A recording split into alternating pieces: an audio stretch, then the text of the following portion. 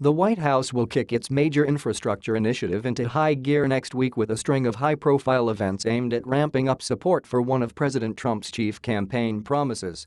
The administration had been under increasing pressure to show progress on the $1 trillion rebuilding package, which Trump broadly outlined in his budget proposal last week.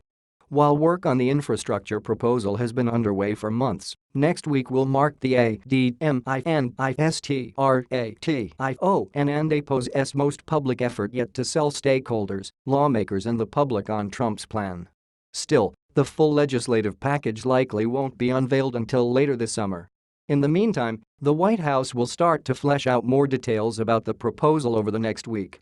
"We've had some achievements to date, but we're really formally launching the things we're doing," said Gary Cohn, Trump and APO's National Economic Council director, during a press call on Friday. "Next week we're going to announce a few very interesting things." The week will kick off with Trump signing a list of formal legislative principles in the Oval Office related to air traffic control reform, which will be sent to Congress.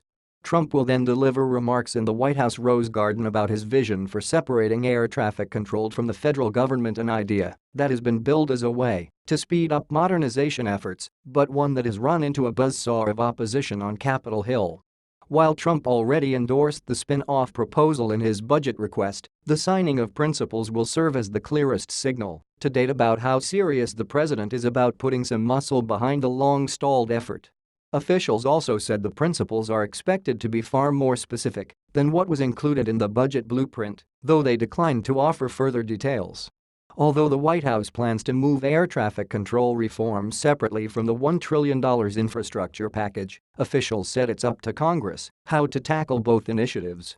Transportation Secretary Elaine Chao will testify next week in front of two congressional panels on the issue as lawmakers begin work on reauthorizing the Federal Aviation Administration (FAA). A similar spin-off plan was included in last year's FAA bill but stalled amid opposition from GOP appropriators and tax writers. Cohn said the plan will have enormous benefits for all citizens because it will improve function, maintain safety, protect rural and general aviation interests, and cut down on delays. Trump will make two public speeches on other infrastructure priorities next week, one on inland waterways in Ohio on Wednesday and another on roads and rails at the Department of Transportation in D.C. on Friday. The package, which will use $200 billion to leverage $1 trillion worth of overall investment through private sector involvement, is expected to address a wide range of transportation projects, including veterans' hospitals, energy and broadband. It will also include massive permit reform, with the goal of getting the approval process down to 2 years or less, Cohn said.